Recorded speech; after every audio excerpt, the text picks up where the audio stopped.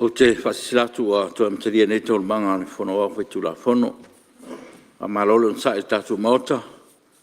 E el mnatu a mātu I whaurutari ngā sua. Sa alo atu I eile Palemene ma ua whaos fia pōi whao mai moe. A wātu e ngol nei fiafi. E patati esi tau manga mo malolonga lo sao noa te tau le tua ngai. Ia o tāpā man whao lalo whionga mo whao wino lo sao noa.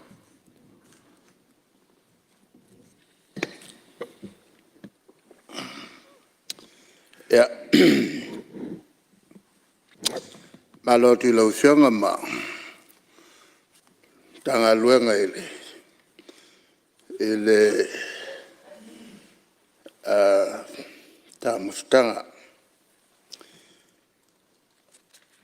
Ta to motanei magwai se malo singa wal fa wina ta to ngaluenga tua.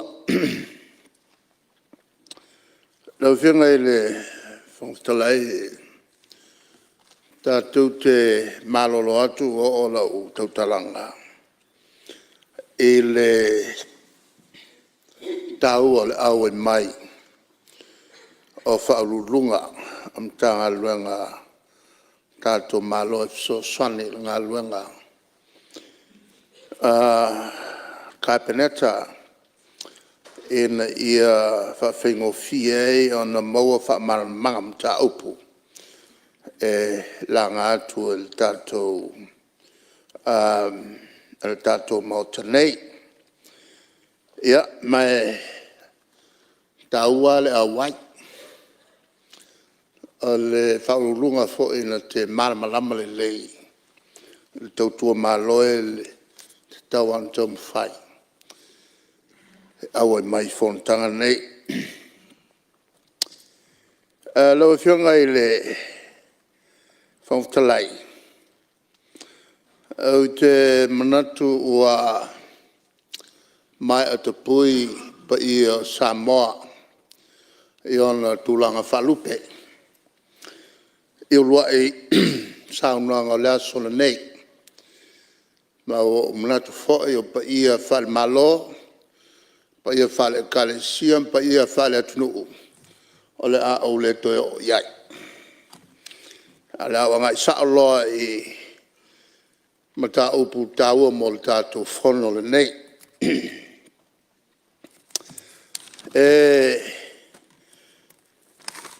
Taua foi ona o whamalo le whawhonga mai. O tātou tangata. O empapa au e tunu I whawho. On o tiute mga luenga. Mo le manuia I luma o ainga ma whanau. Ai o mai pēr lo lato nau.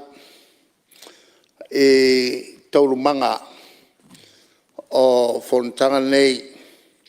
Malama mai fo I ngā ruenga lo whai I tātou nei o lo ona nofa pēr I Samoa nei. O lo tau malai I le leo ina o mea tō tino o tātou aita. E whamalo le ngā lulue. E whamalo fo I le sosoni mai I whalawele whai o tātou ainga I Samoa nei.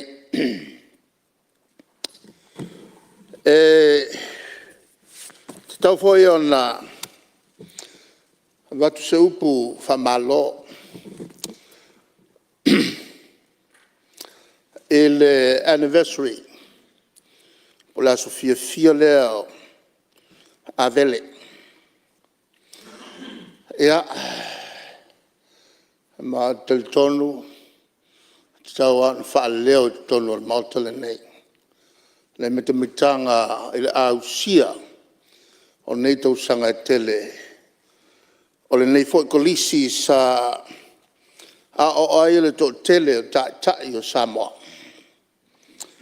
O te manatua le whai unga o le tau sanga e whiwsela walafitu. Na whai e fo I le unga ale mas lo so fatasi. O le atapuni le o ngā vele. taua le finangalo na whalia. O le nau o le whenga malo so whatas. Ena ia whaonga whale ia o ngā avele. Whaawawai le tato universite wa tū wala. Ai ona o le aiu se leni. Le nā teimi o le taua le nā finangalo foi o le Palemene sa tu le mai le fionga ia wa ai. Ai peitai.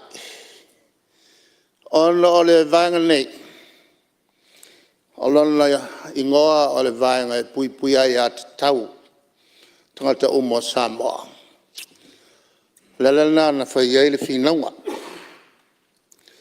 E lei masu mātou. Manatu e mātou te malo. Mātou ma whianga ia whime. Lei sa manatu. Wana al tō luas furu mātou. A tō luas furu mal fitu. Ia le malo so fatas. O le launga foi la ulesi launga. Whaia si malos. E le tau fio finga. Ma le whata waina o le aonga avele. Le anu whatino. Ai o whaingo fie e le tapipi. O na lai ai lesi whanua tele. E me whai o na se i ai le universite. Ia ato ai ma tulanga fōi o sa i ngā tupe o whata oto le tato malo. E whaalele iai le tulanga tau tupe le tato malo.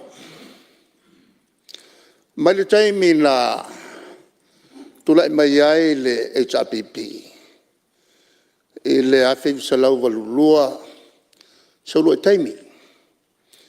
Whata au mana tupu le savalite ale au whainga luenga al malo. Sa au tonu o mtanga luenga al tupe. O se tangata whainga luenga al malo ma ute malama le lei. I tauru manga o leifte na inga sa whai. Ai ina ua whatino le whainga palota ma tulai mai lola i tapipi. O le me mua lea na matoanga iai. Whaleleia me tau tupe. O le ala le mena whai. Luas fulu ma le wha tu la whono to e teu. A te tau ona teu uma tu la whono nei. E te tonu o le lua vai aso. E le ai ma se company lo ia. E le mwhai fōi e le official lo ia siria na tusini tu la whono stele. Teu. A tasia le company. E aka mai kele mele very cunning. Na lato so ta ia tangata tus tu la whono. Na mai ele tope tu la whono. Umane le lua vai aso. Wa uma le lua sulfa tu la whono. Ena sa o mea tonu. Na matua pisa ele mauta le taimile la. Ona le tau le loia. E se lau wafetala. Ta ona se pili tele whapea. E le tūsio le lua sulfa tu la whono to teu. Le ala ta ota e o mai te mile nei la lava e aluais tu la whono. E le tulanga lava leo al whale leo al tupe al tato malo. Ona to sa vali te foi leo le tunu. E la ua whatulai. E le vangale nei le VGST. Tau sanga e whaiva sa lauva tolu.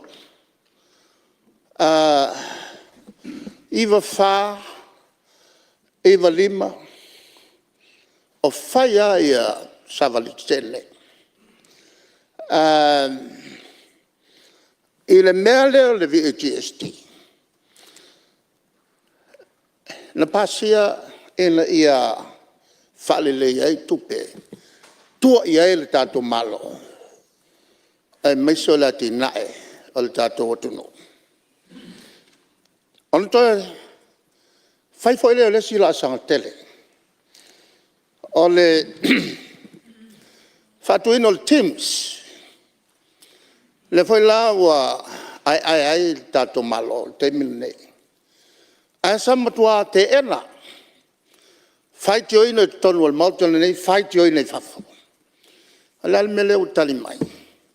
Ua maua se lene. Whatino e tātou ngāruanga. Tolu me te tele. Tula whono. Te tele a sa whatino. Se mea manu e pa ue fo ilwhenga malole nei. Ai le te tau ana alofia le mea te tau ana whai. Mo le atina e o Samoa.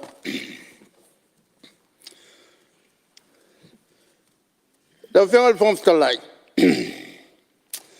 E le mwhai fwoi o la loa se tauwhi. E tau fwoi o avel whamalo. I le fwoi e kalesia tele. Le e kalesia katoliko. O le tofinga whaarurunga o le kalesia i Samoa. Ua lewa o whaitāru sangai le kalesia, e no amia le tua, e le whionga i amata e ringa. O iulai, le au whamoe moe, e whaatino ai, i le whaunga. Ia mai le taumate, a le avala wina fwoi tātou te awai. Ia tātou te mori mawina. Ia le fwoi sauninga tāua. Ia i tātou lawa i o whaipula le mota. E se la gona. O le fia. E le wawa i atu e kalesia. La tau i o mua aua. A Samoa. O la tau o ono le talalele. La tau te whata oto te yala. Mo le te ina e yanga ma tali tununga whakerusiano. O le tātou atinu. E meisa le teimili nei.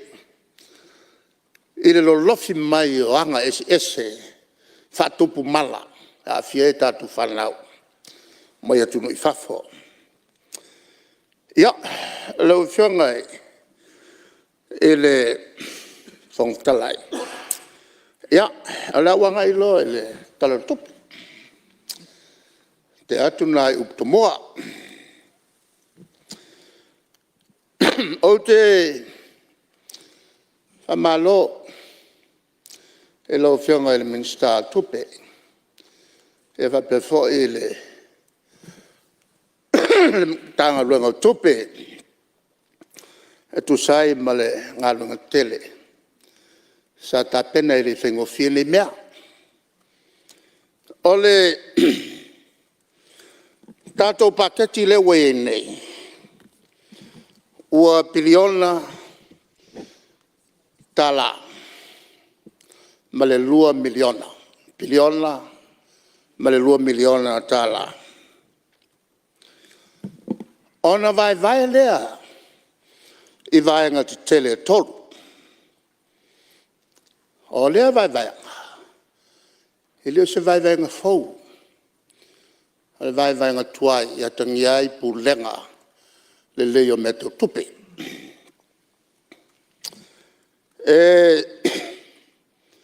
O vai nga foi ne tolu.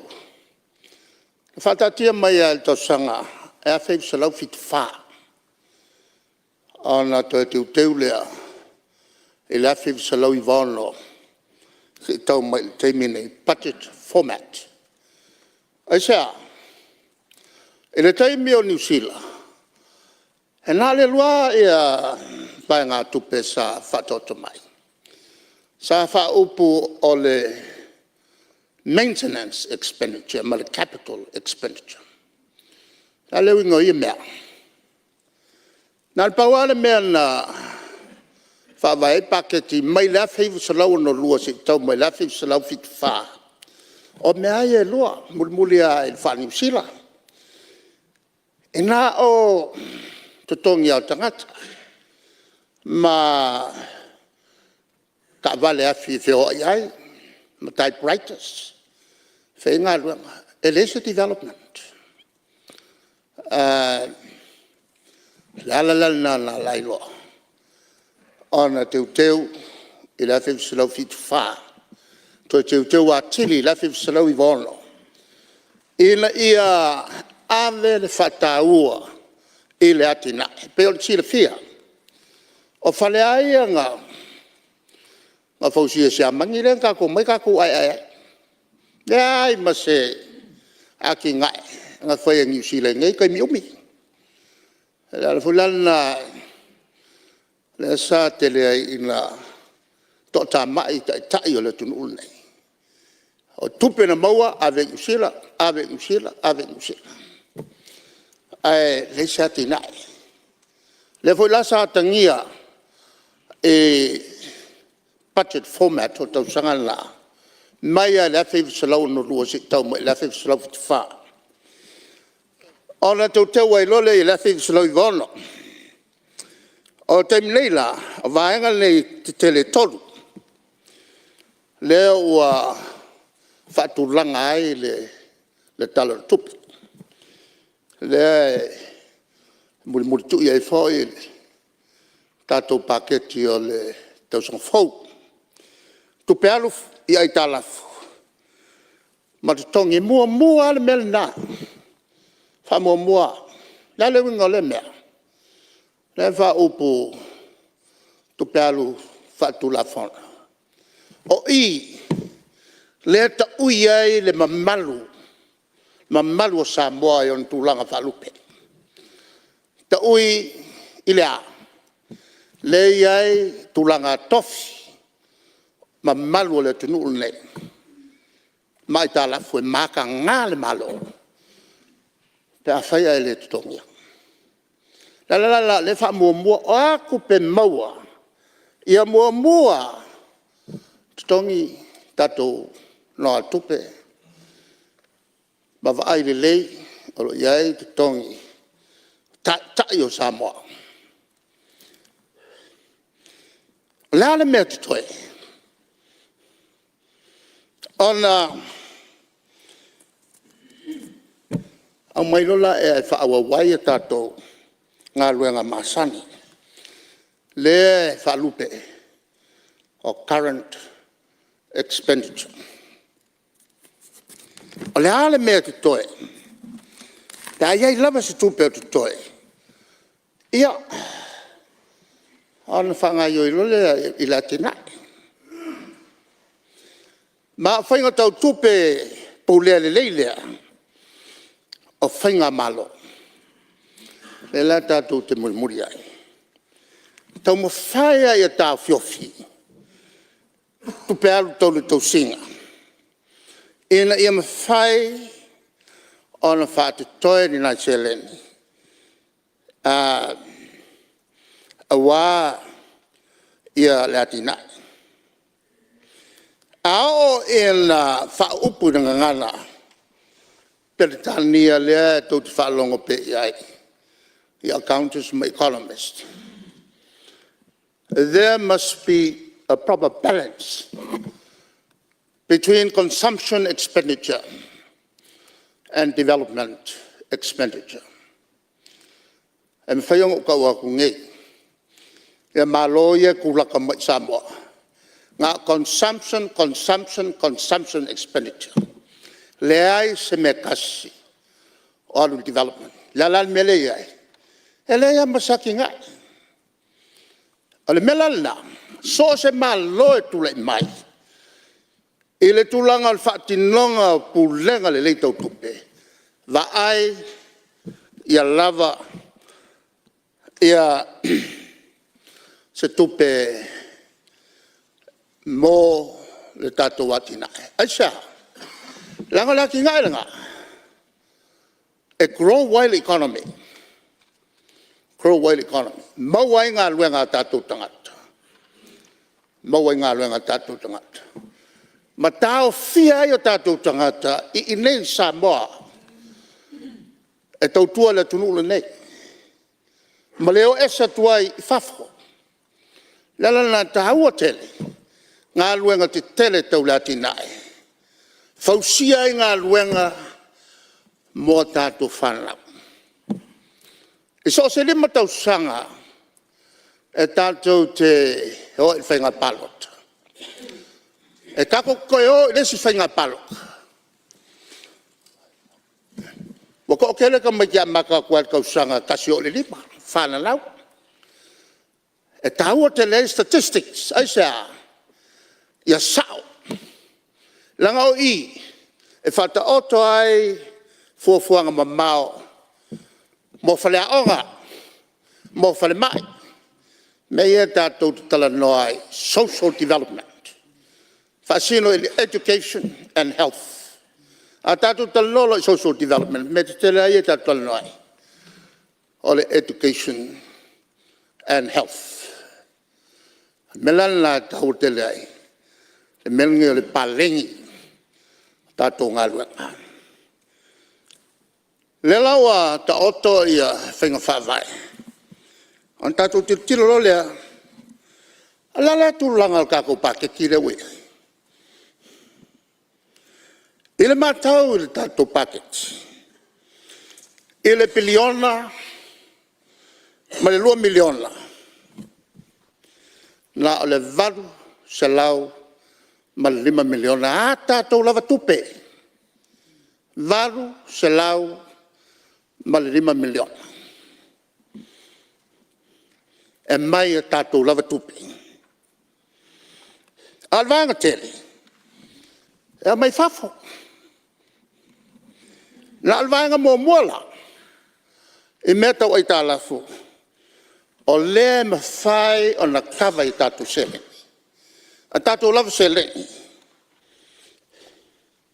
A o le lua maltoro. O tātou le me whaia. Le o tātou whalango lango. I whafo. La na. Kako ki wha keke kele iai. Wa atu tupu lo whala vilavi whafo. A whainga kako waki ngai.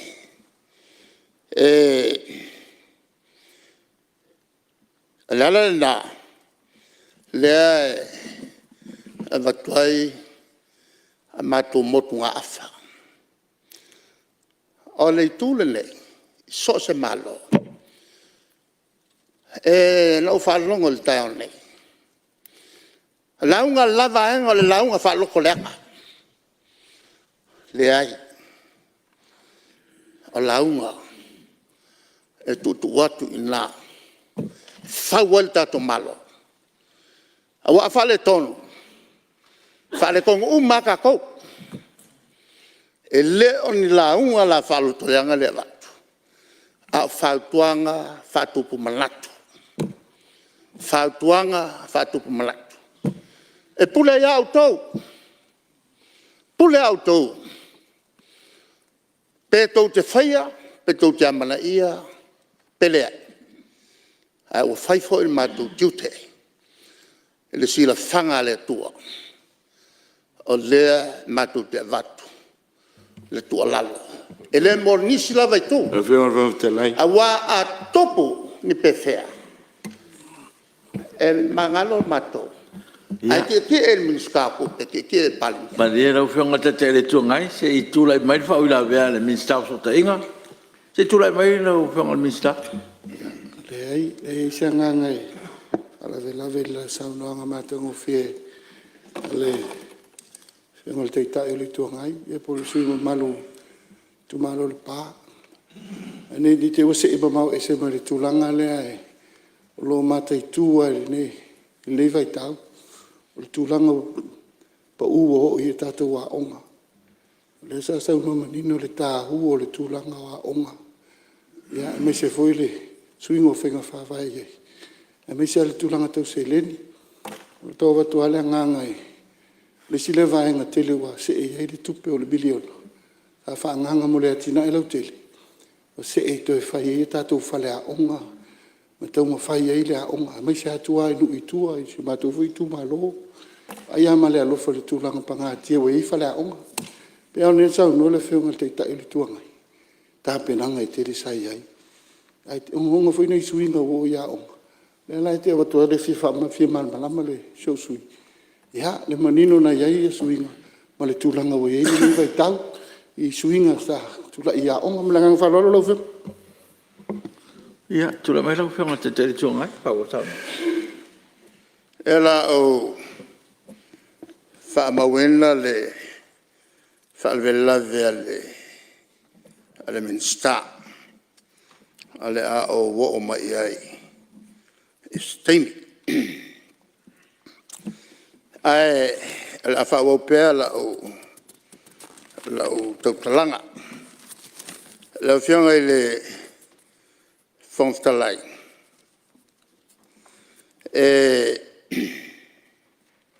Sa o ta ua o le ati nae. E maua i ngā luenga ma si tia i tātou tupe maua. O lisi lea o ngā lau whiunga. O le whono lea lela au sumai. Tā ua tele le Fonotaga. Vai tino ai. Ia tōnas ua tātou whaonga te tau ala tō whai. O le a whanga fwoi lea. La sao ai le tātou whinau. Isi whonte tele lua. Whono lea le Samoa agreement lea sa whai el tau sanga lente lei. Fa malo il malo. Il fatino in la o il whono la il tātou taringa. Ma il whontele la lea al malo fatas. O whono umale malea il chokom, tolu. Ma makua malo si ane whina ufiti. La tau te rea. Ai betai. Ua longsa ia se tātou tāusanga. Ale si lea mau tau tele. O le tau o mai. O mai tau te mata. Iati na SS. O mato whaongai nai au tau se leni. Whaonga te tau. O le melea. Au fo. O na utou so swani. Isi atu nuu. E whape o Samoa. E le nā tia. E le isona si tia i lunga le tulanga o Samoa. Mai le tulanga pangatia sa iai. Sa categorize lalo least developing countries. Le na si mai le luafes fulmalfa. O le developed middle level country. Lana winga o maua lunga. Ia lona tulanga.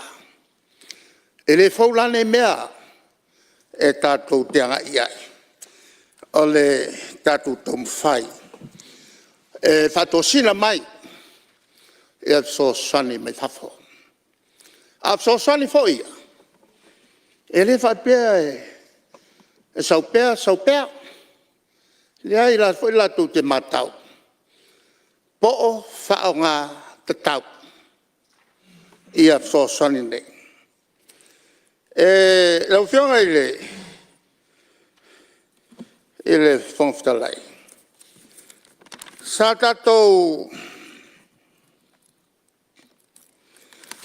tātou leo tātou whatulanga ia mea tau in whai. Mai tu atu mātou tau au. O le mātou matua whautuanga tāua. Whamamale leo tātou lo whanua. A wale o mai o lato nei ma tiro. Ia tonu o tātou upu sa whai. Ia mangai o inga o lea o tātou whaia. Lala, tau te lea ia mātou le tūle nei. Ia vanga tupe ia o fōfō mo tātou taringa malo. E mate mātou te matua langolangoina. Ea langa tupeia. Lea wa mātou vaai ele tulanga lea wa iai. Tau tele mele wa iai. Tau fi uma vaa. Lava le tasio le vaa. E sau e taula le tatu wafulea. A wai le koe mwhai on koe offices vaa. Ilanga iatula ile vaa. O le makua ke kele o mo meo containers lai ai.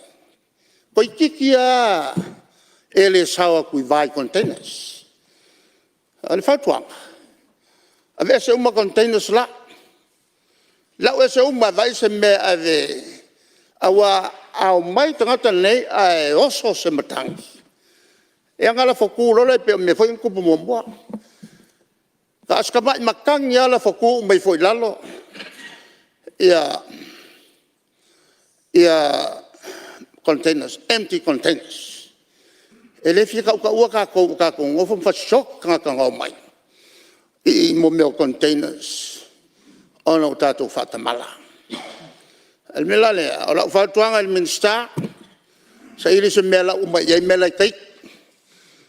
Ela ia falao ia le wafu matangata le mai. E mata ile man leo le tato watuno. Ole No whenga le whangtana. le situ langa tau. Ole vai o kako pomori. Ma lia no whenga te te tua. Ngai se tulai mai whenga minsta o tau e lau. Whaftai le minsta marote. Alongo taitai o le tuanga. minsta le waf. Ma ngai ngai whautuanga fo I nei a pulenga waf. Ai o taunu mai o la ko kirkiro runga le waf. I ke le o le avangoa mo containers. Stoa ia containers. La umai ma la watu. Ia ma transshipments. Alfavlavi. O ke le o isi pising si le whikawila kukua runga le wafu. O tumbo runga le wafu. O le mea nga o le a whaasolongo whaase e se marunga le wafu. E ka kia lava ia le wafu mo le matawhai o ia pulenga wafu. Ia e whapea fo ila ia kōlanga whila ua inga o loa. Ia pia o le kalia kulea. Ia ka kia mailo whingalo. Ia e le se mea o le ala ui fo. Se ai container o container. O le ngofuanga kongo ala o container. Ma le whaaloalo. Ia. Au whenga te te tua ngai. Ia. Tai. Ole tu alalo la tol tu alalo. Mai ana ua mai alo temi. Kalanga el kemi nge. Pai mai sa Ai nga ole tu alalo. Lana makanga mai ka ko. O e le sile me masani ono faia. O falo il po. O te vava ai po mori po mumu. Mo vai o mata po tu sapo. Ia, ale mea moia. Ele ngaka le sala ngai sui. Ele ngaka kaule mangingo le ia le pong sa. Le lava kai mi sui umai. Ia fa amala malama umai manga ia ka ko. Ia le tato taulanga. Ele ngata la ile tulanga la. E vai po. O le kale o po la ku sepa. Al muka ka ole a foil damage no con el malo ile se foi pau o que ele si para ir ka vale ele si lunga I mai Australia o que ai male o le lopo te malo ele not e que le me o cop ele ngatena harka ko fal ma o salesa e mai alelo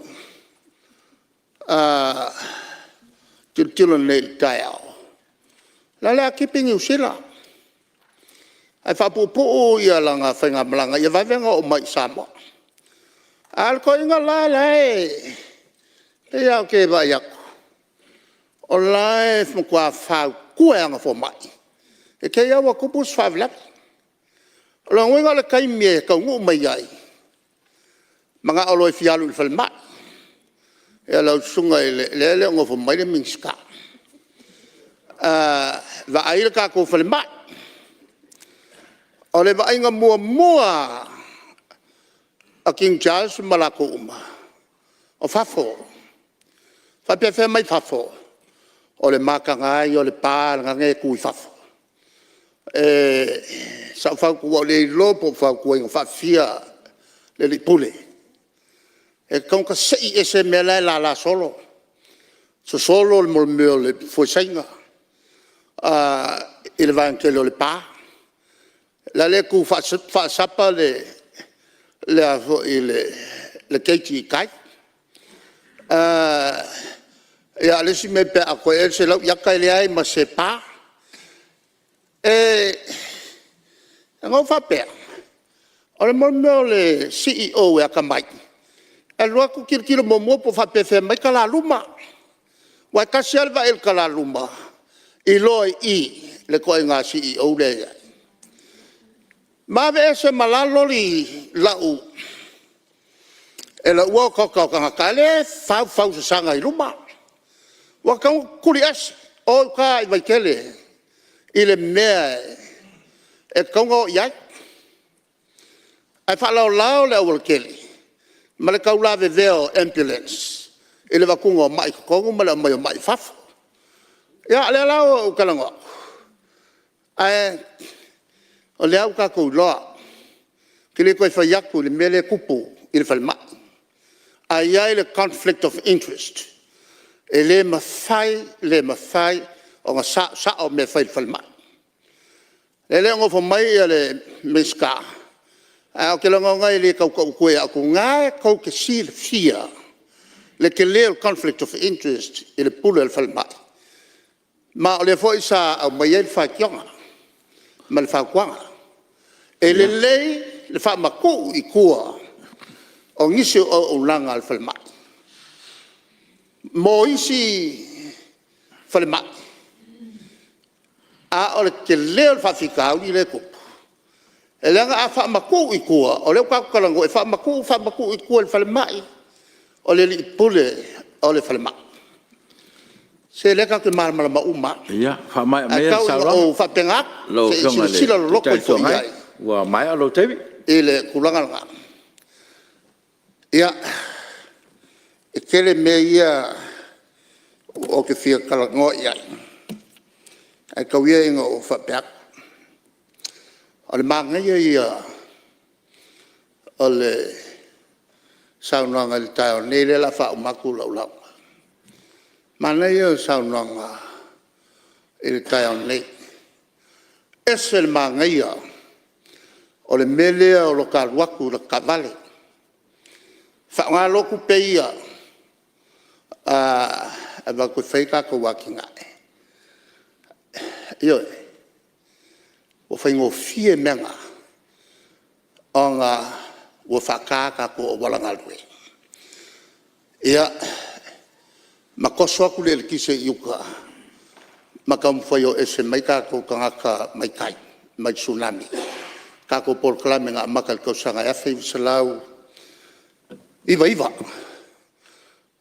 ma o kulanga fo ka ko so sangi ave skai mo le ave mo fo ia ka ko so sangi il fausanga o mo me fale ma wa afia ko vitio au sa ka ia proclame nga ia ke lo ku le singu ela ko ke lo ku ne yafo o ke silia ku fale mo meo o lo papa ma meo o apa wole se fale o nga ave fawa ala u fawa falsa ke lo ku sa musu il ke le me nga la wa ku ia ala wa ku mai le fale o le se me au savali ku ia ile mawa lunga ole afo ile ole vau A kui apa, o kanga koe si e runga. E I ila apa, mea mawafua. Kau sanga e awhi salau whikuongo, a makail ka ko porklame, so sangi kua. Awe foi me whapea, o wawau na mua mua, nga mua whaire lako, waki e wai e whaire lako ko ngā wha. Ia, lani mea kupu, ngai wang ka ofi e le United Nations. Ai sa e mawaku o whakau, o whakau ka ngaka ia pawaya, le mea kongua le whaire taimilingi. Whakau pawaya, waku ko fertilizer kia I lalo o fai pepe umai ma Ia me ola sa ola era fa Lo fola o fionga, ia ua. ale ka ua le kulea o le fisili ai sa me ku pai me fa pe o le kali a mai le ku le amkanga e ia le fauto le freedom le free will Inai o tātou tangata e whaia ia lako le mea e fia e whai. Anga whapea whakengol polkala me lea nga whai. O lea a watua le se leni e pule e o tau. Mangwe lea yangi me kup. Anga o whapea ngak. Lea nga o lea I kukong. O le natura o le tangata. E le kaulanga kako mui mui. Sa kele aki nga e pua asa whaia sola. Aki nga e povi. E lea le mea iai. E kake fall back ka pao le mea. Ia kako. Lea le whawhika au le kula mai. Kako oi. E aki nga e le kumu. Awal ka mumu. Awal ka mumu. E kako whapeange. Ole filifilinga sa loto. Ale tangata na tuu iai e le tua e pule ia ma le me whai. Le me lea. O ke mkualanga lango inga. Whakuanga ia ngā au mai lingi ku malangai ku. Lal me kao fiel kupe. Ku kupe ave ngaka. Sa kako whongo fo il me whai pengei. A kuri u maale. So ia ia le kao fifia. Whakingol whalawhalanga sa whai. A le whakingol me ngā. Le ok whai aku. E le kau ngu uar kau fofuanga. Ia fianga. Ia wa uma fo I mala. Me fa sa o lo fianga le fon te lai. Ia, ma lia lau fionga. Tu lai mai lau fionga mista? Patong. Ia. Sa manatu ai le fa lave lave. Tu pe se isa usi le. Sa unonga le tai tai le tuanga. I te le lopo fele sa solo ai. Ia, le taimi wa sa lango lango. Le taimi wa sa te te, le taimi wa sa amu, le taimi wa sa fa lo atau. Me mo fi fa sa o le fa fonga mai le tunu. Le ai se tau tino ngana fai. E tu fan tupe. Me sa o na. O a una fai le opu, o a o le fonga o fa fatui. O tupe e abatu o to a fai ya tina. Me na tau an fa malmalama. E la ngona fa no la o fionga le. Fong feta lai, sa fia tu tu lava, e apa tu la fono tu mau. Langa lea wala lau, the conflict of interest. Ai le whaina tali mai le whauru lungon tanga luenga. E la pula e fonga nei tamali o le tunu. Ai whai pele re ma whauru nei. O le lau al conflict of interest le nei. A wha whele mena whai. A whena aveno natali e pula I tupe e pale miai. Lale wingol mena. That is a pure conflict of interest. Hello tu lai mai nei fi fala lanu mai. Ma fai la mena le fai lona taimi. Wa sa i mal taimi. La mena le fai lona taimi. Ale sei tu mai. Le fa tu le tu sa mo tasi. Le tali tonu lava. Wa fai le fina ngalo Samoa. O ma tau mai tau avele tunu. Ela ngona le nganga fa no la o fionga fon fitalai. Anga le pula mata ai ono ele fantali mai. Ai fai pele nei tua inga matu ia fa pene. O fionga fon fitalai o te mana tu tauna ese o puia. E lei o se tangata walola na tautua le tunu. Uma to finga ma lona be ai fai nei upo kapeni. E la tusi la le lima, ala na mena fai. La mena fai tu lepa. Pule lo watali I tupe e pale mia o e se mel to waina. Ya, ma. Ya, la leo lo fai atu. Ya, fa ftai. Pule lo leo tato miliona tala. Ale a o fa popo Ele le ia se metasi. Ya. Ale a fa popo. Ele ia se E moli metasi. ai ia. Ya, ele manatu. Ai, oi. Ya. Ele ai se si fai pule. Malie Lo lo Sili o matelo. Malie lo fionga te tele tu ngai, ma lo fionga mista. Malie mai lo fionga te tele tu ngai. Malie mai. Au fa tua tu nei mo tal sanga kapeneta mai la fo. E na le sa ili mai au fa mo ngana. E tu mula bat. O fia fa sino ngata te pini ai mai fai. Ya. Ha? Abe sa meia. Ya, O meia ngoi. O ke le ngoi se mea. Au mai me lai o ko. Malie. Sa tino le mata. Sa no. Malie la va. Malie ave lo fale. Fa malu tu tu pa Lauri. Pa Malie. Lo fa penga I sila fia Samoa. Le ano mare ko Lauri mare ko. O maso manatu. E tumu maleava fa lalo. Tu sa ma. Le wo so atu so Le ani kiki yama tu lava. Papari ale mare ko Lauri mare ko. Le ano mare ko. Sa Ke ko lo fa fa maluluak. Di mai. Fa malulu foi lo fianga fa malulu mok. A mui ale pule lo lo rea era olo. Ma wiel ka ko foko. Ya, malo. Lau fianga. Le lava se tu mai lo wa no. Ai fa yal sori fono tua e al tangata I masa no. E sa wa papa ele mo. La fenga luenga le malo le non tatu fa la lanua le feanu ia impatu. Le mali e la fianga le fonga la. Ui olea. Fa fo fonga o tau le tunu. O fo ma tui o upu matala tui o folo pea. O te inu pea wa uma upu le ango le lalolangi nei na lafo ia te au. La tali mai le tua fa manuia ia te au mal tomfai. Yo fa manuia. Sau tua fa ma sau tua lasi. Awo fa mangal. Le taba si la fie le tua man. Si la fie le tua. Malie le te si tau fa o mai sa ngal mista. Ya fa o mai o lawa fa malu wa. Ya.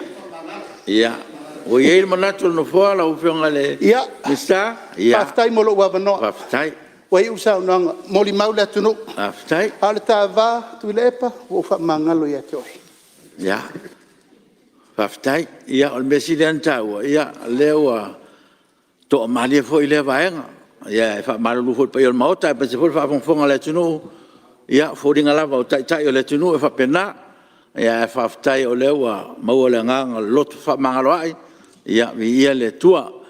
Ya ai no pau nai sa nonga i ta wai tato a stasi fo CEO ia o ye manat fa pena no te inga o na lem fai na tali mai I la tau tato sa nonga ma upu tono mota mele ia o ye manat ia le fa tono le pelo tusi na ia besina ia tu inga ia fa male ia launga ma ia sa nonga su malu mota mele ia fa taiwa mai sa nonga la fionga le te tele tu ngai ia te to ia o le o mai ala fionga le mista ne te o to soltato Ia ire se pa wale o mo sa fatalia le tali manino ia no tulanga o nga malon tau ala mo fol tali la o fiom ele tau faftai ia alo faftai ia o e manatu ia wa se atu le tato ia la fionga te telefono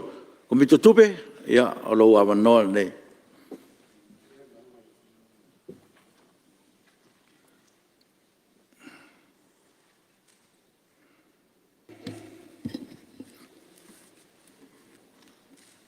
o fiona fo fetalai pia o tau le mana ia fu ile teita tala le afai o nei pina mate singa ia e wi ile amalo faftai e lava pale la fiona le fo fetalai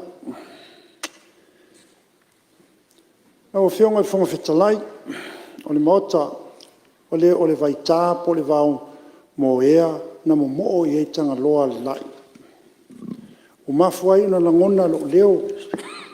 Ai o le whaafetai lau fionga, o le nganga whaangai tia, ona o lea ua e leu ese le fui saa.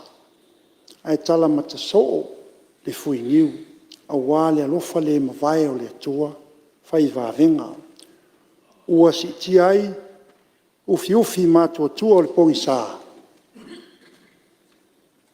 Ai ala tu ua le malamalama o le asofou. O le nei wa tātou fisila whai ai i manga o fitau ola. Ua whaasangisangi whaamanuao le atuao le sao whainga o le Palemene o Samoa. Ona ola na pule whaasoifua. Mā lo whaafitai. Ngonga ia sao le atua sili i ana au auna o lo pito wao e sea i le atu Samoa mai tu e fia o le lalolangi. A wānganga o le atunuu mō le tua. O pa ia whaalanu ngata o le maoto Samoa wa tamanatu. Unu atu ia ili na fōwha ilo mā lola o fionga i le fonga whetalai. He atoa ai i tangi ma tonu ai le whau o mā lo. Ta alolo ia. Atalo fatu i la o fionga le tamaitai Palemene, tai o le mota. Na o fionga fia me na o mimta afa. Mā lo le unasai, mā lo le whātua toa, i lo wala au ina i le whaingofie. Na o fionga le sui Palemene ma le mamalu, o li mata maitai o le kapineta. O roo i o toa au, le mamafa o ngā luenga. A fio minsta lango, fio la o fionga i taitai, ma le sui taitai o le tua ngai. Le mamalu o le Palemene o Samoa. Ia o le wha moe tasi le atua, ma ia fusia i tātou le alofa ma lo naanga le lei. Ia e manu iai o tātou whaiwa. Na ua fionga i le whonga whetalai, e momoli le whaafetai mo le tāpua inga i taitai o e kāle sia. Ma so o se whaafengainga i whata whaitau langa i fia o loo whaia le whaiwa o le tatalo, ma no manu o wā Samoa mo atai au. Na o fionga le whonga whetalai, e mori le whaafetai le whailau tusi o le whono, lau tō whai le tō. Ha pēr sui whailau tusi, o le mamalu o le ofisa o le whono, o le tau tua ina le tātou whono. Ma lo le tau tua matavela, ea fio whaururunga o mtanga luenga, ma whaalapo o pitonga tu mooti. Whaafetai le ngā luei, o a o tō fionga e vai ma lima e lo tātou malo. Whaawau le tautua tua vai, ma le wha maoni mo Samoa, e le vale so tau tau. E fio e lau fionga i whaamasimasili, ma lo whartua, le e pāpā au le peristene o whaamasinonga o whanua masuafa. Le awhi fio a lii, ma tamaitai i whaamasino, ma lo le tautua i lo tō wala awina. O le au te lenga o le tala whaatau au tuor tupe, a le malo Samoa. Lua o lua wha, lua o lua lima. O lo tau lai le silisila le malo, e ala i le nei tala whaatau au tua tupe. Lua o lua wha, lua o lua lima. Ia wha mausali, ma wha awauta i ala ngā whatau di maina. Mo le manuia lau tele o le atunu. Lau a fionga i le whonga whetalai. E lima vaenga te tele, lo ave iai le wha mua mo le tala wha tau o tua le tupe, lua o lua wha, lua o lua lima. Mua tari ngā malo mo le fonotele o taitai o malo o le tau pulepu. Lua a tinae o lo ave iai le wha mua i tangata anu. Tolu si tia o le tomai o tangata whainga luenga, ma le whetuna inga o totongi mo le tau o le soifuanga. Wha si tia le tūlanga o aunanga mō ngā luenga le malo. Lima whaatinuino o atina e te tele. Lau a fionga le whonga whetalai. O loo wholasia i le ripoti al komiti. Wa ai ngā o te tele i le nei tala whaatau au tua tupe. Lua o lua wha, lua o lua lima. Nao na o toi whaatepa le nei mauta. I le awivi o tala whaatau au tua tupe. Lua o lua wha, lua o lua lima. I ana tupe maua ma tupe whaalu. Le malo tuto tasi o Samoa. tupe maua. I le tala whaatau au tua tupe lua olua wha, lua olua lima. O whaatau ina iai, tupe maua e tasi le piliona.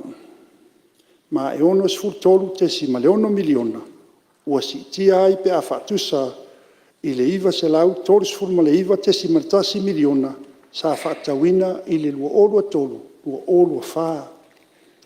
O tupe wha me alofa mai paanga. External grants. Ua whaatatau ai le se lau iwa sfurma leono te si malvalu miliona. I le lua olua wha, lua olua lima. Ma e tolu miliona ua si tia ai pe a whaatusa i le se lau ono sfurma leono te si malfa miliona. I le lua olua tolu, lua olua wha. O tupe sosoani tu sao, o le talo le tupe, o le budget support. O whaatauina ai le ono sfurvalu miliona. Ma e lima sfuru ono te si maleiva miliona. O whaititi ai pe a whaatusa i le se lau se fulu te si maleiva miliona. Sa whaatauina i le lua olua tolu, lua olua wha. E au fiai ma le tala whaatau whapopo tupe i le lua olua tolu, lua olua wha. Tupe whaalu.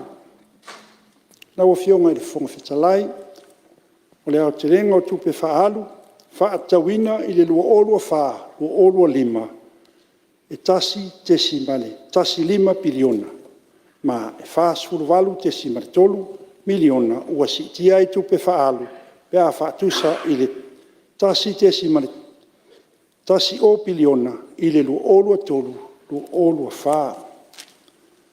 Tupe alu whaatu la fono.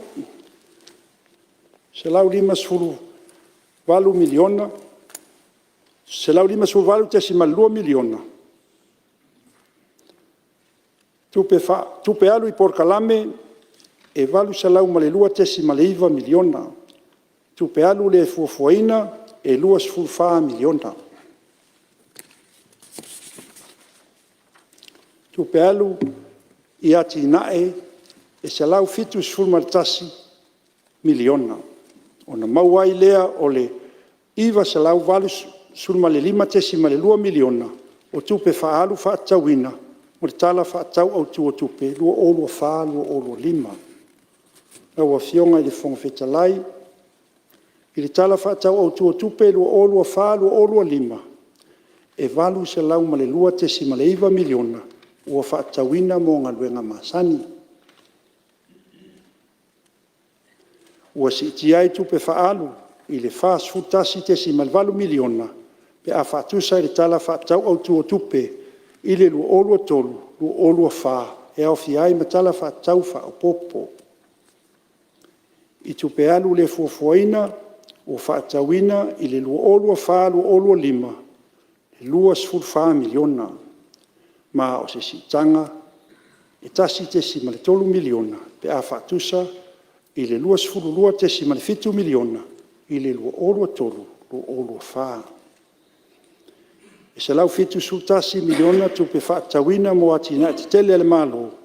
I le lua olua wha, lua olua lima. Ma e lua sfuru valu te si male tolu miliona. Ua si tia ai pe a whaatusa i le se lau wha sfuru lua te si male fitu miliona. I le lua olua tolu, lua olua wha. Lau a fionga le fonga fitalai. Tu sai mai lo ilonga al komiti lunga o le nei tala whaatau au tua tupe. Lua olua wha, lua olua lima.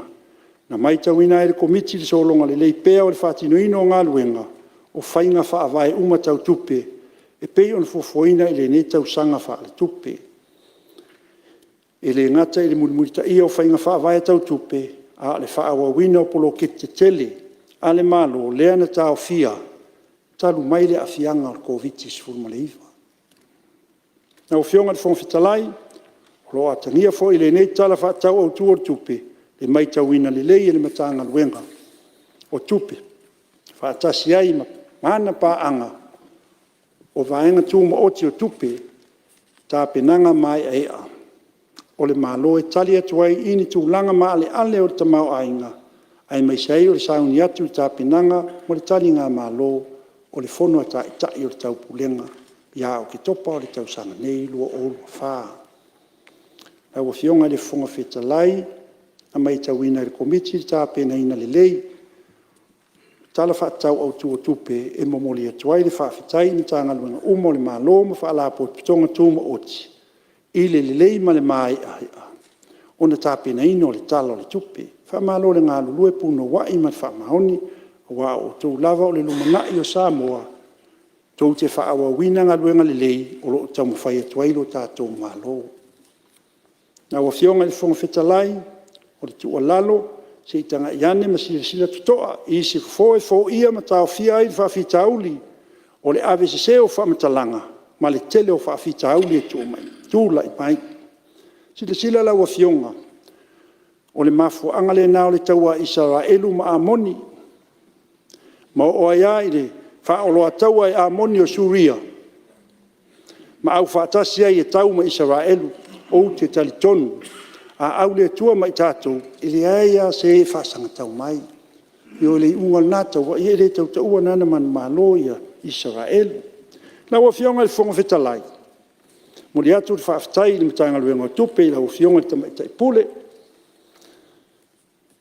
ma le au whainga luenga ma lo le fita i le tu whaatasingo le talo le tupe lua olua wha, lua olua lima wha ma lo le ngā lulue ma le whaasoa lima le lei la ua fionga i whonga whetalai o le tele lava o fesili a sui tu sifono ma malu o le Palemene sa ngā isa o lava i le fionga i le minista o tupe wha pia foi nisi o minista o le kapineta o te talitonu foi ua tapena ma sa uni mai le fionga i minista o tupe o minista o le kapineta e tali atu i le tele o fesili a sui ma malu o le Palemene la ua fionga i le whonga whetalai ta fia la fofoi se sao o le neitu malo ali pata. Fale i lalo, au wane tau tianga o whaangaso nei li mota.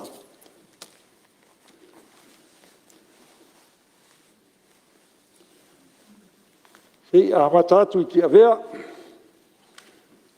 fio tu avii, ma le usoli, wa lai ma le ta uso, i nofua ma upu, ma upu ia te oe, fale ulu, o mana onga, o le fia wha wau la o fionga le minsta, o le wha le ia o awala, e a ngai i le ai, o lo o iai mata, anga mata ngō fie, i le tau wha amtalaina lo nā ngā mo tangata tā whao mai mō mai whafo. Lo na lua, a wala lau papa lea i vaiola, wha malo wha aftai, o lea ua pāsia le whausiaina e le poloketi, soa soani mo a wala e tali atuai i swingo le tau. Samoa Climate Resilience Transport Projects. I o atu i Samusu, le fio tango maainga, le matua i a moa, nofua vaenga i a Samusu, malu le fale atua. Au fionga le minsta, lea wa uma o na tavili vai, o si nuu nei o Samusu, o mato nuu o Samusu. Ia e o mai le teimi nei. Ia o lo fale tonu, le ia ni vai ola, o lo ngatai ngātai le vai ele o ai lunga watu ila o fionga si tanga iane la o fionga tulanga le male nga fa alo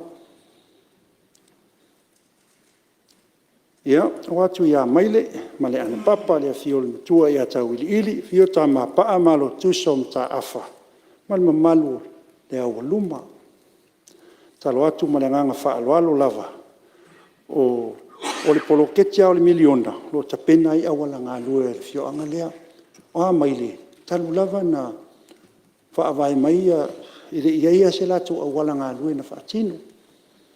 Ia talu ai. Ia te rei loa pe eso na mafuanga. Ai sa tau whaila vai whaangā ia le poloketi nei wā tasi nao ngā le poloketi. Ia u mawai ma mwhaina whaila to a wala ai le i maea. Ia talo atuai ia. Ia o tonu ala ina whaasahana to i whaangā wala ngā lue. Ia ai amatalona na tau malama ma tau fai mai si fio anga le si awala nga luo si la to fio anga le ala o le wa ele o tangsia le tatou malo e nan tatalo to amo si na fso swani si ava noe ti e toile o fio ngal minsta si silai na i vaenga mo mia i le to e na mia tele se leni an amo si na masini fso swani wala valea man fa walo fionga le fonga fitalai, se unu lea talu lava na tuto o tasi tatou oi. O fionga le fonga fitalai, o atu I tu wha lafa, fio lau o fionga le sa o papa, fio mai le matua o oa, ma li o mai lau fitalai nga le teu, ma le mamalu ia sa le amua, o fionga le minstasi tanga iane so o ino le awala nga iatu. Iuta, tele o a inga, o umana sai, na sia tu iai sui o le tanga luenga, ua sifi atu talu mai le tsunami. Ua sifi uma iuta talu mai le tsunami, ma o lea foi, o lea whaatino o le komiti. Le whare komiti, mai le poloketi o le miliona, a walawa tina e mo le anga I lumba, o whale tua ma tausisa, a wao ma tamaitai, a wase manuia o tupulanga mo le anga I lumba. Ia, mai le nuu leo sa le amua, fio le tui atu whanofo lau tō whare tua, ma le mamalu I le lau tinga lau le ia te oe sa le amua, o fionga le minstao ngā luenga, ma lo lava le ngā lue ma lo le unsai, e talo atu ma le nganga, wha alo, ia iana I awala ua, te loa fo ua tautalinga le wha fonga le ni mota, le talo atu ma le nganga wha alo, I le tau mwhainga nei awala, mai se lava le anga ile yuta ona wafaina, ona I ainga I wafaina, talu mai le tsunami wa anga yuta. Ia o le talo fo ia le neinu, o le to saunga le murtu langa lua primary school. Ia, na wa fionga ile, minstau milionga. Po le, a fai fo sortu la fono, ia, na wa fionga minstau tinamta maitai. Ia, leo wa mata le whaia onga primary school neinu, I le vaenga o le so soani atu le poloketi le nei fio anga sale au mua. Mo le whawina a mata I le whalea onga, a olo whapenana tau sanga, tu ina atu mo se so soani I le tele o tatu tonas, na o fionga le minsta ta longa, fia mno mia fo I lo tau au e wha mamai le avenga, o ma te tele sa o fetalai, ma le toa lima o fio, mai tu sila o le tama le malo, ma le mamalu ia te oe si uma le afolau, o le tatalo a wha alo, o matua fia lava fo I awala, mo le feo ai o si o mātou nu watu, I le anga I uta, I le awala lea e kolosi fo iuta I le tsunami, le awala le tsunami, o fionga le fo, I le fonga fitalai e tau walatu, le o fionga.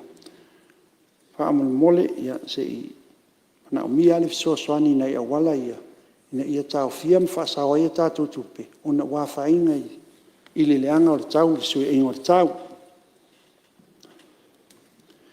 Sio mātou nuu o malai la o atu I loto pue fio mai lawa fionga a toe ma li o le fono fio mai le alo le tui atua ma le malu ia si mo. Nai vaenga I le tūlanga o le fio anga lea. Ia, o lo mana o mia ia le awala le e fia faa le le tau le tsunami faa mana mole o lo nofo mai ia tele o le nei vaenga o le ai le anga iuta. Tasi lea fio anga na matua ia faina I le tsunami. E o mai le teminei. Ia ele I fai alava le awala na faa taa. Lo ngata I tai le awala taa. Ona le te talo atua I lau fionga ma le nganga whaarolo, fionga ni minsta, se I alofa, ma tanga I fo ina ia vaenga tāua. Nunu o malai la, le tau sanga lava le tasi, o mai ona whaata le awala, ia au whaasolo lava ina whaaleanga ina, ona o le tau, ti munga, ia o le tūlanga e tasi whaamole ma le nganga whaarolo. Nu o sa titoa, le fio whariuila, malo sa o taa, sur fa sina ai ngai lua mal mamalu fa le atua ai o si fiera o fionga le minsta le awala I paweka uma na sua mateu toi lava o sina varita uma loma na onga le ni tu malo ni tar sanga uma o le afa moi moi la o fionga a tu me moso wa no e sia tuai ia ma le fa ala lava na o fionga le fonga fetalai. E fia wha leo le nganga wha fitai, te tele sui fono uma le komiti o tupe maua ma tupe titongi. O fionga le sui tai fono, pea le whaafetai la o fionga le tamamatua, o fionga le tai o le tuangai. Whaapea sui uma le komiti, i le ngā luenga whita sa whenga iai, i le tāpena ina o le tātou li poti, whaaneo fo i le whaafetai, i le whailau tusi o le komiti, ma le vaenga o komiti Palemene mo tautua ina o ngā luenga le nei komiti. Ia, malia rau whionga le te fono, se i tuatura no le whionga minsta ngalong tere, tula mero whionga minsta. Ok, no, auale i uma ia kalsanga le whionga i le te fono. Le ngō whaalongo pe sa ngau ku komi ke whaupopo le budget i le LTA mo awala e ke ngala o whionga. Ia, waro koe wha ia kungi, umale lea le budget le LTA o kalsanga ia, e la fumai. Whaftai. Ia, tula mero whionga le te fono, sui malpo alei pate tupai lana. Mea nau te whamaurunga i lau o fionga. Ne alawa mea whaingita. Ia o mea fuanga nā, ia wai fo i lau o fionga, ia. Ia wa ato le leisi lau tau sango le aonga. Ia, wai au lo whamoe i lau o fionga. Au, tau au fo, ia o lo iai le malosi so se vaenga lau o fionga. Au o fionga i fonga fitalai, fie whaleo le whaafitai. Tu ina whai aonga fo i ane. Au lea te patasi, i lana tautua matavela, a leo wa sila mi o aile, le atu ale pata i lana tautua, ma lo whaafitai, au sunga le toina, tini pa o le uto, wa e manuia whaiva, ia wa siampini tato au, ia lea ili, ia lea wa le lava mai le fionga le minstao, ta alonga, i tautua ngana ifo i le malai lea, kolini ei, anai au nei, o wa whaale ton, no wilai asi tau tangtanga ia ili malai ta aloi, e maua losin ta mai timu, ia wa tau le mwhaina e ta mo e tumu se e vai i le sua vai. Ia, talo ana ma le anganga whaalolo se i tau tuanga ifo ia nai vaenga ia. Na o fionga le whongwhetalai. Whaonga ina le neia wanoa e mamuli atu ai, whai mai senga, ona wala aupa ia, le fionga i. Se tasi fo ina, nisi na aveama, tautua i tātou au le manu Samoa, e fionga i atu i loma Oli Crichton, ia, watu aile wha maisenga i whaitua, ma le nofo alo. Ia, mana tua fo ia, taimi, lana fo i tautua, ia o mātou mafuta, ia sa leis fo i se taritonu ina. Taritonu, o le a wawetu ua le o langa nei, o le atuai whai maisenga, si pa ia ainga na lua. Mo le foi di wha maisenga, i le whaletua, ia whe maluai, ona o le to e sea o le tamamatua, ia le sa Samuelu mai whea. Ia, pape nā foi na iei le mawhanawhana o le atua. Lau o fionga i le whaletua, ia Salome, ona o le wala aupa ia le atua, i le tamā o le ainga, ia fionga, ia misa o le whau, misa o le whale o mali atoa, lola ni koko. Se tasi foi o sui o le tātou manu Samoa, o lewa na tautua i si o tātou atunu, ta si le alo le atunu, sa e le awa noe ta alo i le aua, i au i whafo i nusila, ia peita i ane.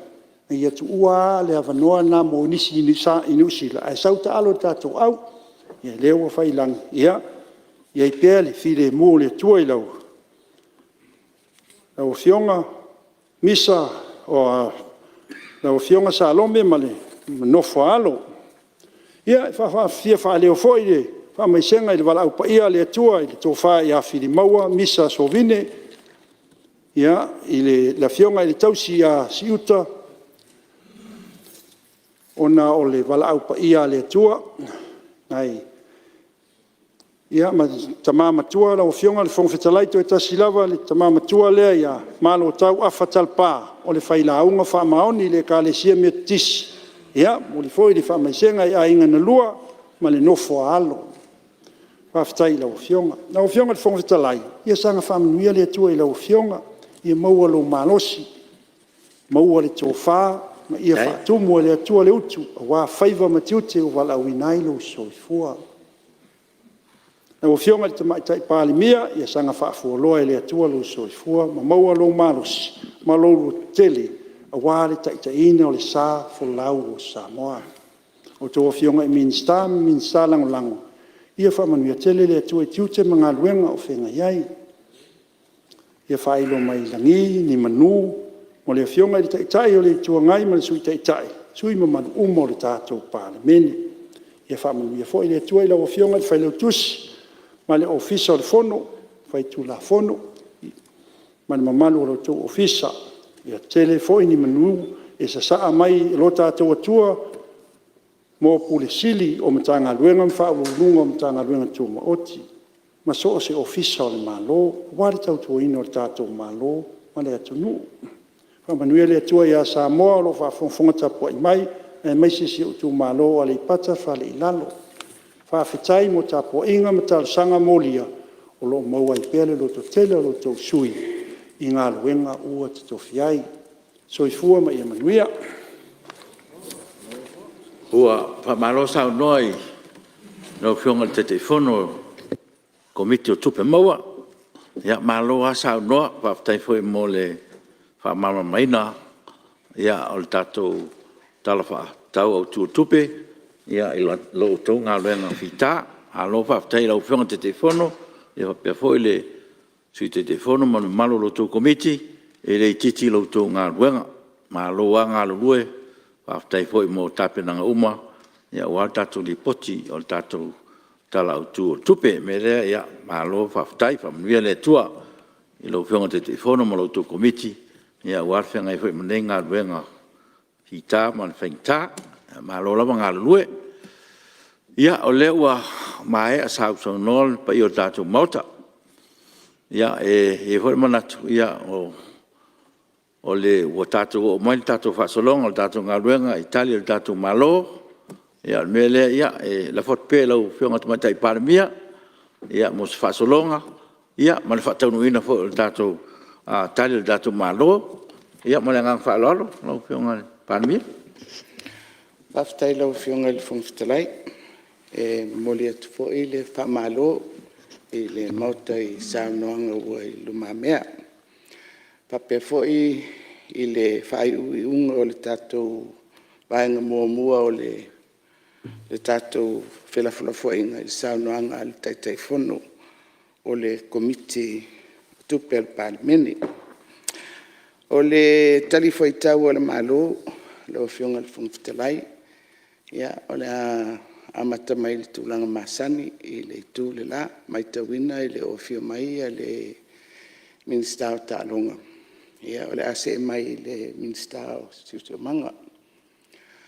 E ona wha solo mai lea i le mātou masenga lea. Ona tau mai lea i le whionga i le sui Palemene. La fotua i le whionga i le minsta o tupe. Ia a o whai ua atua i le tali al malo. Ia se whasirisilanga lea mal whaaloaro.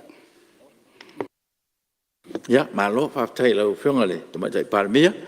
Ia mo le whasolonga o tali le tātou malo, ia lai o tū whionga i minsta. Ia leua, tū mai lewa noi lau whionga le minsta o puna oa, ia me te fwoi a siso manga, ia lau apa noi le lau whionga minsta. Whaftai lau whionga i le whongwhitalai mo le awa noa. Lau whionga i le whonga le whono. E tū atu i longo e. Vi ia i le atua fōfō. Ono o le nei o tau mea i whanua le fōlau ngā Samoa. E a fua i le atutula. Se ia i te a whanua lalo. Whātau me tau atu lau whionga i le whongwhitalai. Ai ua ta atulia la ngona. A wā o le nei o pa ia sautu afe le malai tia whau. O le malai o le leinga, na tongia ai e tua ama mātua o Samoa, ina ia whaawaelo na mālo i le tua soifua. O tia whau, o le afe o le malilenga, a tati lea, i le tulenga ma whetalainga whi ave ai, a le au puputoa o le Palemene. A lea ua mālo putu no nofo, ai pōpō i whale manu, le paia, ma le mamalu wha au whungatā o le maota whono o Samoa. ta oto la ia ma whaatalolu. E le to e whangu waleina a wā e tū maulawa. Whaafitai o lea ua maea o na tapu whonga la ua fionga le vi inga i le tū o Samoa. E ala ila na pule e whaavavau. E whaalan wai ngā luenga whitā ma matā whai oi tau ave. O le au i lima whaasolo e le maota. I ana ngā luenga whaawau. Ma lo whaafitai. Ai o le awanoa lau fionga le whonga fitalai. O le a se I whaafua la lafo ai se la ngona e pei ona o lea ua lia ina I le maota. O le atau mwhai atu e tusa o saunoanga a sui o le Palemene. E whaamauina lau fionga I le whonga fitalai.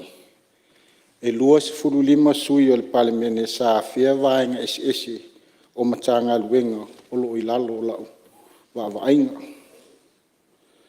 Lau fionga I le whonga fitalai. O le a mata se vai vaenga e tusa o whaafesili I vaenga ele I lalo le matanga luenga o puna o whaale nā tura ma le siusio manga. O le whaalapu putonga ele al malo. O le whaalapu putonga o le stick. Ai maise o le whaatuwina o le matanga luenga o ele mafuanga whanua. Lau fionga I le whongfitalai. E mua le whaafitai mo whautuanga. Ma ua whaamauina mo le lei tāpena ina o le matanga luenga o ele mafuanga whanua. E tusa o vaenga ese sa whapea ona saunoa ma tule I eile pa ia o le maota. Ai o nisi o tāpenanga sa whaatinoina ma o lo wha ngā solo pea a wale wha le nei matanga luenga. E eile wha wasenga ina o tūla fono o lo o ngā lulu e nei le matanga luenga ma le ofisa le loia sili. O le whaatulanga ina o tangata whai ngā luenga o lo ngā lulu e le matanga luenga MPE ma le PSC ina ia aua ne iei nisi o tangata e wha amalo lo pe made redundant. Ai o le whaatulanga ina o tupe maua ma tupe whaalu. O lo ngā lulu e ma le matanga luenga o tupe. O talosanga uma sa toe wha leo mo fioanga mai tūmalo e tusa o ele. E talosanga atu. Wa maea o na wha mawina. Mai o le ao o atu iai ngā luenga whaatino. Pe a maea o na whaatino nisi o tāpenanga ma whainga whaavae tāua. Mo le matanga luenga o ele mafuanga whanua. O nei ngā luenga a mata. E au fiai le whaatinoina o le land reconciliation. O le whaatinoina o le land policy. Ma le tapenaina o le land use plan. Mo le pulea ma le vaavaia le lei o whanua. E tusa o le whaafasili I tupe whaalu mo le whausiaina o le maketi. E le eise tupe whaapopo mo le whausiaina o le maketi. O le se furulua miliona tāla New Zealand I le fisosoani mai le malo New Zealand. Whaapopo iei ma le se furu miliona ale mata ale whaalapu putonga o ele. Maua ai le luas le tolu se furu miliona tāla. Lea na whaata oto mai lava I le amatanga. O wa whaaluina le luas se furu wha tesi ma le iwa miliona tāla I le whaatinoina o le ngā luenga. Ao le isi 5 miliona. Lo tutongi ai ngā luenga whaata oto e au fia aile ma le kona karate o lo o lato wa aia le whaatinoina o le ngā luenga. Lau a fionga I le whongwhetalai. Sa maa ua fo inisi o talo sanga. I le fia whao ngā ina lea o le ele whaasao I tongtonginga. Mo le whausia I o taulanga. Lau a fionga I le whongwhetalai. O lo sila le malo I le whaatawa ina. O le whaatino ina o taulanga inu itua. E au fia ai se vaenga o poru sifu. Se vaenga sasae o poru. Se vaenga I saute o poru. e o whaatasi mā pia, vai tele, sa le rolonga mā sau, o lea e tālo sa ngātuai, ta oto mailo o tō whanonga, o le ato e silisila au ili ai, ma se whaatulanganga, a wānei vaenga whapea o na tālo sa ngaina. Laua fionga le whongwhitalai, o na o mai lea e fisili matu ua lalo, sa whaatula i mai il matanga luenga, e angai il matanga luenga o puna oa whaale nā tura ma le suisio manga. E whaafitai atu fo i mō whautuanga matu ua lalo, wa tu ina mai, e whaale lei aile au nanga il matanga luenga. E whaamalia atu ai foi, pe a whai, wai iai nisio au nanga ua le atu atoa e tusa o tiute o whata otu. E matua atu se vai ngā o matanga luenga lo tātou atunu. Ai mai se le whātou whala inga ia tau o fionga o suma malu al Palemene e māngalo ai. Ai o lo tau mwhai lava e whali leia masi itia le au nanga. Lau fionga le whongwhitalai e tusa o tālosanga mō tali ngalu, ma tali vai, whapea foi au wala taloto mo le whaititia o awhianga mai swinga o le tau. O tali ngalu sa whailo ma toe whamanatu mai. Lo wha ngā solo lava tape nanga pe na whailoa foi i Fonotaga o tuanai. Ma le wha moe a maua loa se leni o le a whaatino loa. Lau fionga i le whongwhitalai o le teminei o lo whaata oto se vai ngā tupe. E tusa ma le 5 miliona mai le fisosoani e New Zealand mo le tātou climate resilience. Whapea fo i malisilia 5 miliona tāla e tauala mai i le GF8. Lau fionga i le whongwhitalai ma le mamalu mota. O nei se leni ua amata o na whaatulanga ai, le whaatinonga o ngā luenga whapea o na iai atunga lunga ma naunau ta inga o le tātou atunu. O nisi o ngā luenga fuafua whapea o laulii, satu pa i tea ma fasito uta, o lo ave i eile wha mua. O le fioanga o laulii lau fionga i le whongwhitalai, ua whaia nei le tenda i le mai ai o le tusina o le ata, ma tapenga suenga whaalisi o manga. A mai a loa lea o na o atu lea i le whaatinoina o le nei ngā luenga. Laua fionga i le whongawhitalai o nisio talingalu i a meise o talivai sa whapea na wha a iloa e sui o le maota. O le oa whaamawina le matanga luenga ma o le Asia ma toi whaata oto e tusa o porkalame o fuafuaina. Laua fionga i le whongawhitalai tusa ai o se fesili sa whao o mai foi. E tusa o tātou tonga tongo pe la vea i te tono o le porkalame o lo whaatinoina nei le matanga luenga. O le 3 miliona la au te tono o fioanga ma la alfanga. O le tali whaingofie o lo la vea ai. Mai o lo whaasara lau ma whaalau i loa foi i fioanga uma o i tū mālo ma i la tau o lo talo sanga mai. Ia i tua i ngā la au uma. E la vea ai, e au fia ai, ia tonga tongo, o la au o le vau matua, ia o whaapea foi, ma la au whaatoanga. Nau fionga i le whongwhitalai o na o se e mai lea nisi o tālosanga e tusa o le whale aonga tuai o vai pouli. Pe o na mai ai le asia singa le matanga luenga ma le official tupe. Ia lo whata oto nei i le matanga luenga o tupi. Ia le whaatinoina o lea tenda ma le tusai foi o a tātou process al malo. Lau fionga whongwhitalai, o na mai ai leo se au te lenga o vaenga sa whapea o na a whea foi e sui o tātou mautafonu e tusa o vaenga o le au nanga le nimtanga luenga. O na au fia whewhula ia lawa fionga le whongwhitalai e sio i tū malo. e vea le whaftai fo i le tapua inga. Ia ma whamalo si au iei. I le ulua i se lenga o le a whaatino ina i le aso whareili. Tai tonu lau fionga e telenga luenga fia whaatino.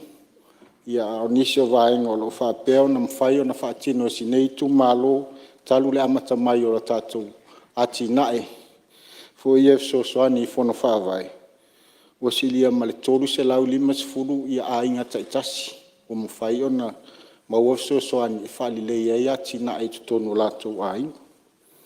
Ua silia foi ma le lua se furu whalapo pitonga o lo whapeo na whamanuia ina i ati nae peitai. O lo telepe nisi o tātou fio a inga ma whalapo pitonga. O le a whaanga solo atu i le polkalami pe a whai e.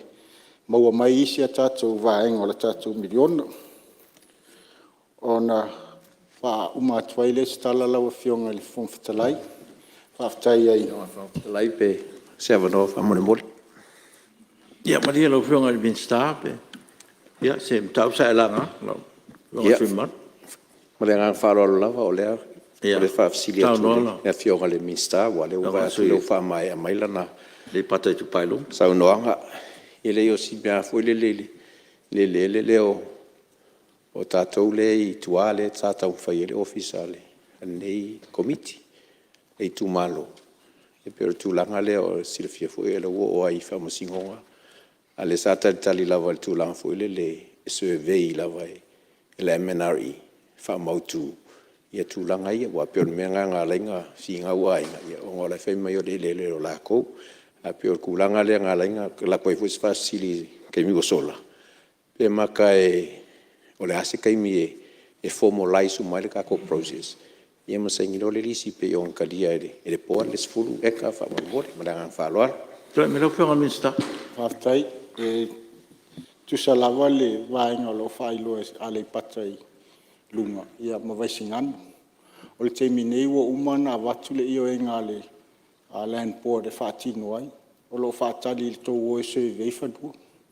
A ua mai tauina fo ia o lo ia inisio whase a inisio a inga. Ia le vaenga le au ia le a fo lo a tatonu lo ta oto i le whamasinonga ia tau a tā upu ia. Almtanga luenga ua lo whātari. O le tūlanga leo lo ia o leo ua uman whamtu watu e fuama a mataloa ia o a tono mai tawina lo ia inai a vaenga la iti lo tauna wha a tūlanga ina te tono fio anga me se lava i tū malo. Ia o le nganga fui lea watu le talsanga ina ia ngā luluia tātou whono whaavai lo talsanga mai whanua. Ia ngā lulue whaatasi ma fio anga. Ina ia mwhai ana whaafai ngofie le tātou ngā luenga. Mwhamatu i nātu ele o lo whaapeo na talsanga mai ai.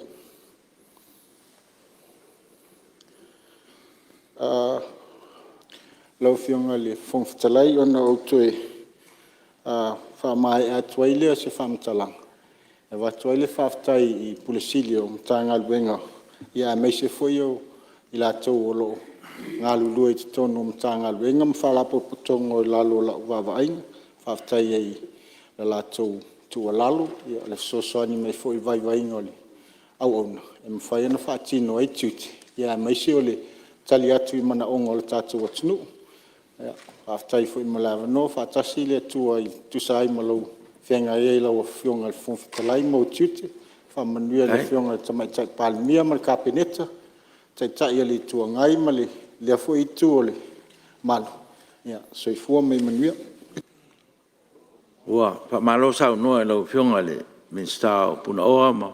Pa pia po isi o manga ma ele le tātou malo. Le hu whaafonga ma le toa ia malu mauta. Ia mesi wheo nisi sui ma malu sa pa ia lau mtanga luenga ia le ua whaafonga le talimanino. Melea ia malo a sau noa. Ia te tonu ia o leu tātou o mo tātou temi malo lo. Ia o te lola whaauau le albenga le malu kapeneta pa tātou te liu mai le so tai au. Mele malo mo ne aso tātou tonu mai tātou te manawa tu sol tātou lafo. Ia o tau fo en fai tātou malo longa. Ia wha leo lavas whaaftai o nolo nsai o tātou maota le tau mwhainga o tātou ngaluenga ne aso. A malo nsai wha malo fo lius fono. Tau siele lofo le tua le aso tai au. wai tātou ngā ruenga, whaktai tāpu inga whaulunga mta ngā ruenga, la tonga tu moti o tātou malo, ia malo lava le lava pale nei aso, whaktai lau tāpu inga Samoa, wai manuia whaiwa le Palemene nei aso no lau tāpu inga, pa malo te talo, ia alo whangia le tua whainga malo longa, le a alo tu iaisi o tātou tunu nei pō, pe a whio atu lo tō mamalu ne fiafi, ia leo le nganga o le atua ia la uma. Ai tātou te rei tolpo, tāu sang atu le susfono, mo ana alofin mo tasi, te sao nies tātou te talo, pa i wale tātou fono.